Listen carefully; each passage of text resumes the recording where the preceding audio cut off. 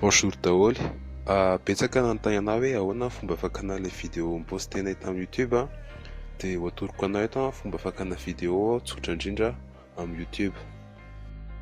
Voalohany indrindra zany dia tapenao hoe YouTube eo amin'ny barre de recherche anao, ny anahy moa zany dia Firefox no ampiasaiko teto. Manaraka izany dia izay valiny voalohany indrindra hitanao eo amin'ny résultat dia klikenao eo dia miandry kely fandraindray elaela vao mipoitra ilay page YouTube. Ka mipoitra eo ambony eo zany eo amin'ny faratapony misy hoe rechercher ka tapenao eo daholo zany izay recherche mba tianao atao. Ka ny antsika eto dia ataontsika an'ilay resaka coexistence pacifique iny izay vidéo mipostenay voalohany. Hita eto moa zany fa ilay vidéo ana coexistence pacifique no hitantsika eo amin'ny voalohany indrindra eo dia klikena zany eo amin'ilay vidéo. Tsy voatery io fa ny anao izay vidéo tadiavinao dia afaka klikenao eo amin'ilay izy. Ka rehefa avy misarja ilay vidéo anao dia ery ambony ery misy lien ilay vidéo, ery ambony ery eo amin'ny faratapon'ilay navigateur anao eo izay manomboka amina hoe http io ka kopiena zany izy iray manontolo.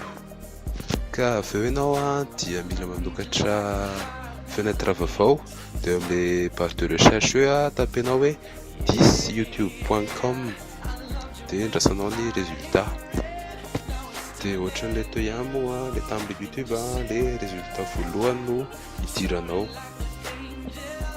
Dia avy eo moa eto izao mahita an'ilay barra ngeza be io dia kolenao eo ilay lien voakopientsika tary. Ka raha ny raccourci clavier dia CTRL V nefa ataonao koa hoe coller ny souris.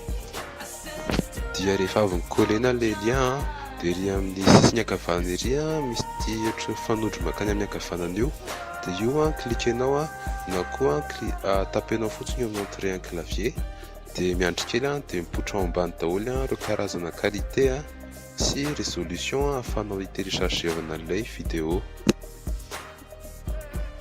Dia misy an'ilay bouton menamena eo amin'ny sisiny hoe download dia eo amin'izay zany ianao misafidy misy an'ilay hoe 720p izay tena karazana hoe efa HD izay tsara kokoa raha amin'ny ordi ianao no mijery vidéo.